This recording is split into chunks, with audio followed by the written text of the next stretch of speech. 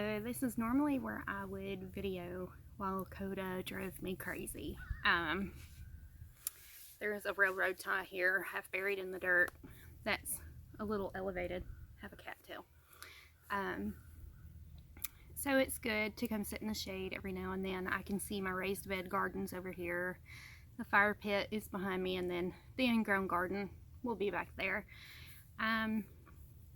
It has been a while since I updated, and I just wanted to get back into making videos and uploading them, and also just let you guys know where I've been. Gizmo says hi. We still have our old man. He hasn't really decided where he wants to live. He likes to go over to the neighbors and hang out over there a lot, but he's got razor blades for claws. He just pinched me. It's already bruising. That's sad. Where to start? It's been a while. So my last video was in the fall, and I told you guys that I had some issues going on with my jaw, which were kind of obvious. I was a little puffy in the video. I couldn't open my mouth very well. Gizmo's shaking the camera. Gizmo, stop. He needs my attention. He's attention starved. You know, everybody in this entire neighborhood loves on him and feeds him and lets him, you know, walk in their house at random, but he feels like he needs all the attention. But I ended up, I knew I had some TMJ issues. I had been diagnosed years previously with that, and was just dealing with it. It comes with having a connective tissue disorder. I was sitting back so he wouldn't grab my face. He likes to do that. But I had a tooth that I actually broke the filling out of, one of my rear molars on the right side, and I ended up with an abscess that further infected my sinuses and got into the actual joint of my jaw. So it wasn't fun. I ended up with a closed, locked jaw. Another thing that was really not fun, I was on antibiotics and steroids and things like that for a while. I ended up having surgery in September to remove the tooth. They had to break it into pieces and remove it that way because they could not open my mouth wide enough to get tools in.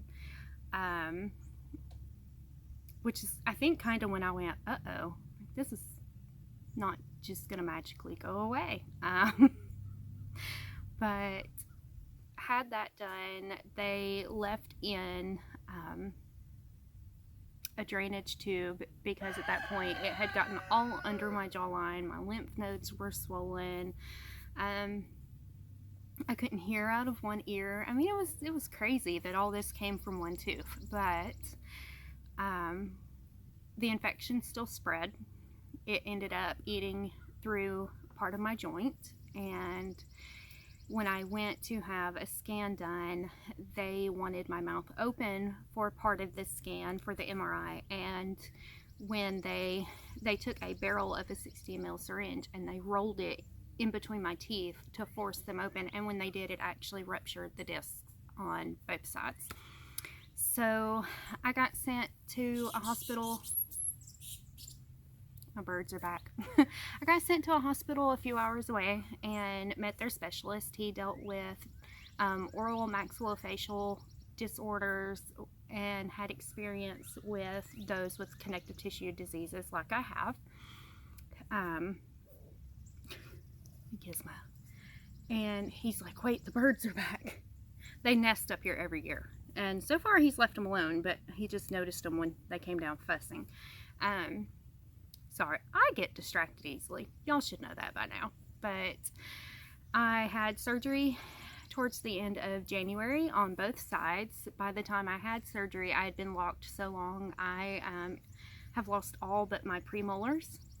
So I'm missing half of my teeth basically at this point. My bite is very closed, and I have an overbite now, so it's pushing a gap between my teeth, And I kind of struggled at first. Like, I really struggled with my speech. I had nerve damage. So during the surgery, not from the tools they used, but from one of the injections, they gave me a steroid injection. It went through one of the nerves. I couldn't close my eye, my words. I'm still numb from about midline to here, but it's a lot better. I don't spill as much coffee on me when I drink it now, so progress. I actually graduated today down to physical therapy only once a week, which is nice, but it's just been a hard journey, and part of me really wasn't comfortable trying to make videos when I was having such a hard, frustrating time with my speech. So I have to pay attention to how I'm saying things. They don't come out right, and by the end of the day, I end up with muscle fatigue. And I have a deviation because of some of the work they had to do. And your muscle memory wants to speak one way, but you physically can't. So it's been interesting relearning how to chew and relearning how to speak somewhat correctly. I'm not going to say correctly because it's just not going to happen, but that's okay.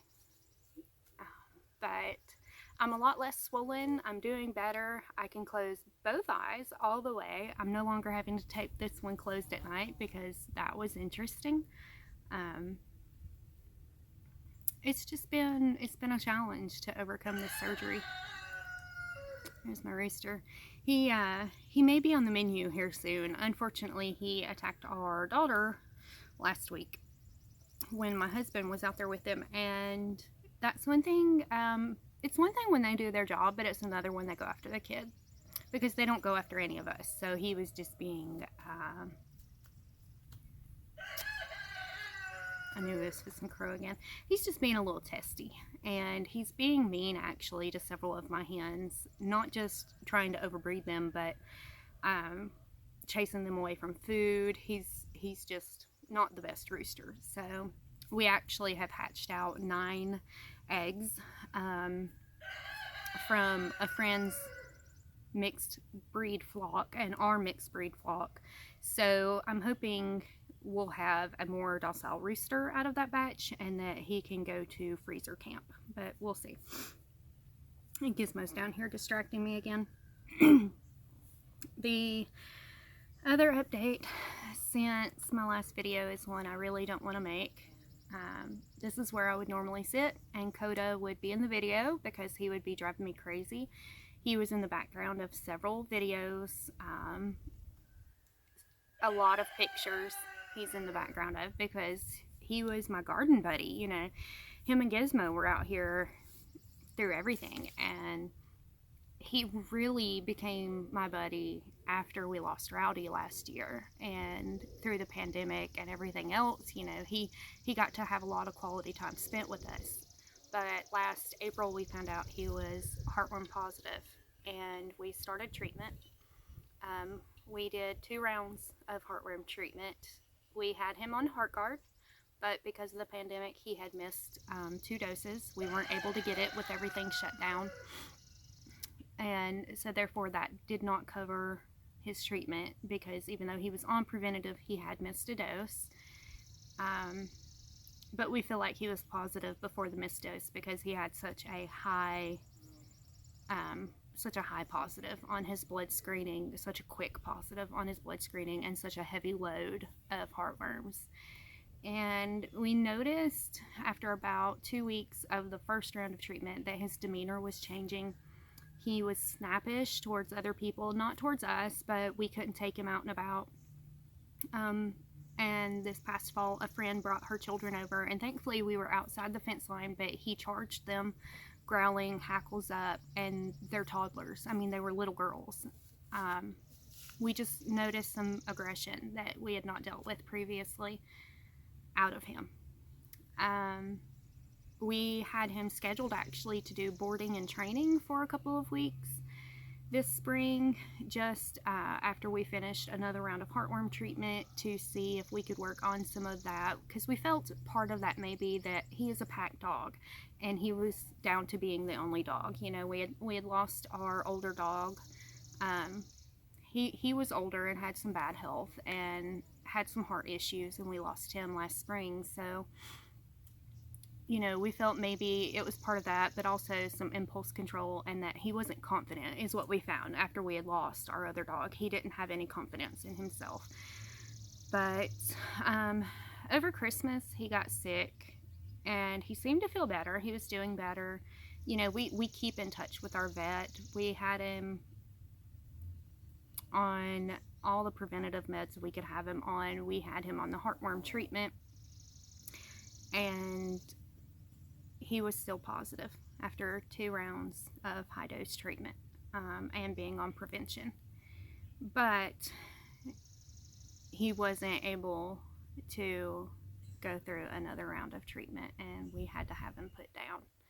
His heart was too far damaged. He had begun coughing. He couldn't, I mean, he was a very high energy dog, and he was spending all of his time laying down. Like, you could tell he didn't feel good, and all of a sudden, within a week, he had dropped 7 pounds.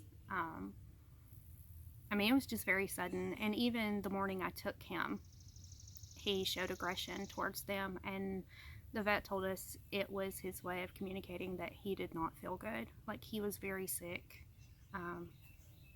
So we made that decision, and it's been hard. Sorry, I had to jump off because the phone rang. It was school, always. They were calling to let the nurse update me that one of the kiddos was not behaving. Well, she was behaving, but her feeding tube was not. However, she's good. We're just gonna move her free water back a little bit, let her stomach settle. It's been hard, and the backyard is not the same, but I knew Koda was in a lot of our videos and pictures, and people would ask where he's at or what's going on, so I wanted to share that we struggled through treatment, but ultimately the decision was made to humanely euthanize him. And we really weighed heavily on the decision, but even still, it doesn't seem real that we had to put him down. He was a young dog. He was only 4.5 years old, and we lost Rowdy less than a year ago. So it's very unreal to be in the backyard and not have a dog with us. Our family has had Rowdy forever, and before him we had our hound for a long time. So it doesn't feel right to not have a dog, but I think we're going to wait a little while. You know, sometimes they have a way of finding you, and that was Rowdy, actually, how we got him. We didn't plan on getting another dog for a while after we lost our lab and our hound, but we found him, and he fit right into our crazy bunch. He was the best dog. Koda was a mess. He was just a hot mess. And I'm not against having another dog, especially finding out that that's the only animal my kid is not allergic to at this point. But my heart's not ready yet. Even though my backyard's not the same and it's lonely in the garden, my heart's not ready yet. So Gizmo's just gonna have to keep me company. If he doesn't, I'll go get him. I said his name and he's coming back. He's an old boy too. He's actually older than Rowdy was. We have had him and Sid for over 10 years, and Sid was younger when we got him, but Gizmo was a teenager, I guess you would say, when we got him. So he's an old man. He's actually got kidney disease. He's had some health stuff going on, but he's still hanging in there. He's become the neighborhood pet. He's a little rotten. The neighbors have a heated pad for him and a doggy door for him to go in their porch now. So, are you going down? But Gizmo's just gonna have to keep me company. Oh man. But I wanted to update you guys on things that have been going on since my last video, and hopefully I'll put out more this year. We'll walk through the gardens and just see how things go. But until next time, emergency speech. Until next time, bye, you guys.